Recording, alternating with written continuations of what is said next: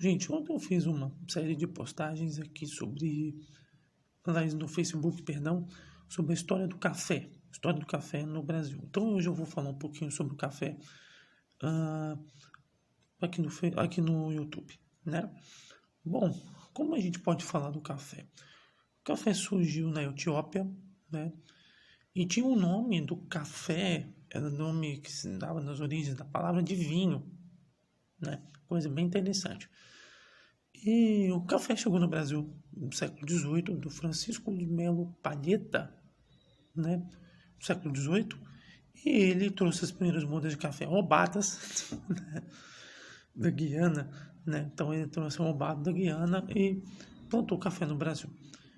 O café no Brasil começa a engatinhar um pouco depois da Revolução do Haiti, que tem a queda de produção de café e tem que se procurar novos lugares de plantação de café para a produção mundial, já que naquela época se vivia a Revolução Industrial, né? Então, se tem a produção no Brasil, através do Rio de Janeiro, né?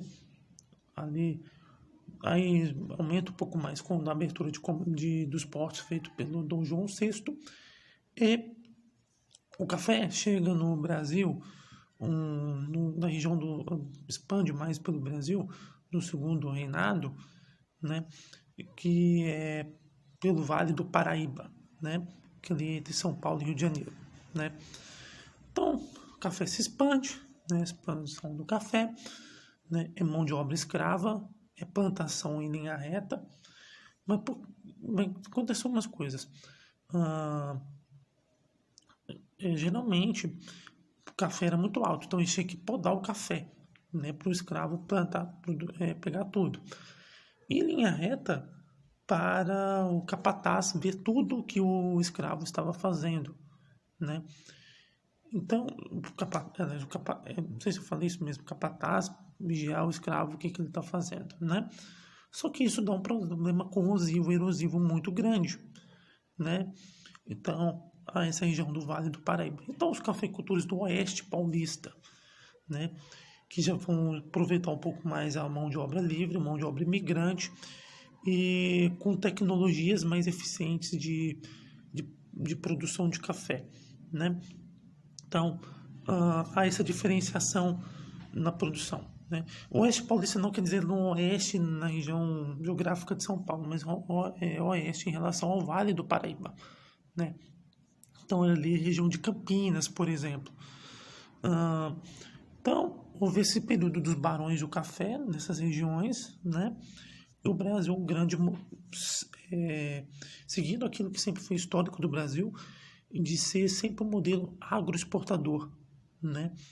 Então, o Brasil, um país extremamente agrário, né? Então, em 1850 também há uma coisa muito importante chamada Lei de Terras. Então, terra só se podia por compra ou por herança. Ou seja, isso favoreceu muito os senhores de escravos, né? Já que os escravos não podiam comprar a terra. Diferente dos Estados Unidos, que tinha o Homestead Act, que havia...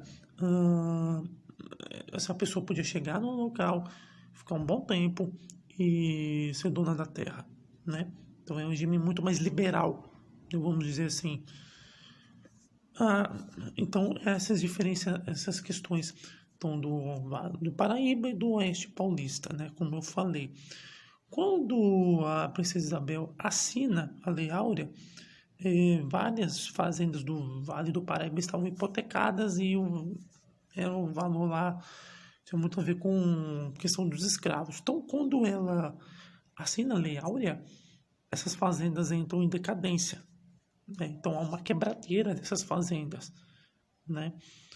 Então, aí depois os senhores de escravos dessa região vão apoiar a causa republicana, né? Devido a essa quebradeira. Então, eles passam a apoiar a causa republicana. Tanto é que os primeiros presidentes da República Velha, o Prudente de Moraes, por exemplo, lá no convênio de Taubaté e tudo, para favorecer a produção cafeeira, né? Então, é uma república formada, então, por senhores de escravos, senhores agroexportadores, né? que fazem a República no Brasil. Então, isso é mais ou menos a questão da produção do café no Brasil. Se inscreva no canal, é isso aí. Bom, então, e outra coisa que eu já ia me esquecendo sobre produção de café, a gente não pode esquecer do Mauá, Irineu Evangelista de Souza, né, considerado o primeiro industrial no Brasil, né? Então, não se podemos esquecer do contexto do Mauá na produção de café no Brasil, né? Então, é mais ou menos isso. Então, se inscreva no canal.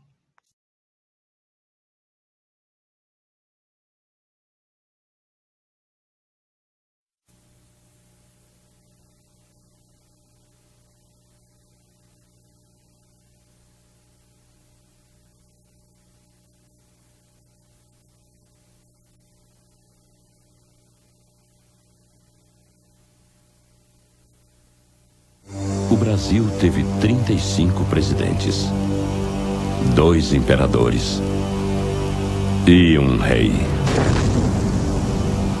O Rio de Janeiro, Irineu, aqui é o começo do teu caminho. Você vai vencer ou perder? Eu vou vencer. Ele sonhou com um país do futuro. Ferro, carvão, indústria e meios de transporte para fazer circular toda essa riqueza. E encontrou uma nação acorrentada ao passado. Esse país tem um imperador. Todos os sonhos devem subordinar-se ao sonho do imperador.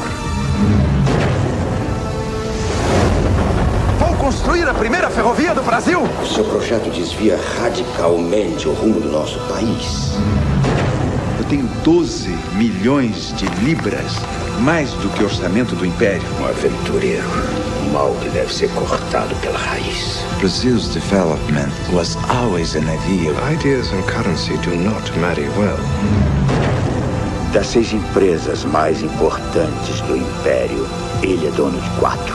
Não se pode permitir. Você fez tudo pelo Brasil. E o que ganhou em troca? Vou lhe mostrar.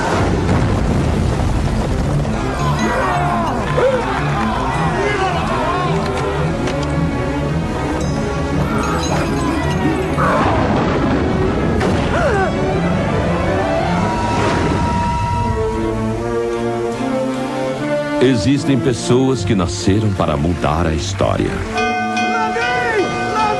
E você vai conhecer um rei que enfrentou o Império. Eu sou o Barão de Mauá. Paulo Betti, Malu Mader, Otton Bastos, Michael Byrne e Richard Durden. Uma superprodução do diretor de Guerra de Canudos. Mauá, o Imperador e o Rei.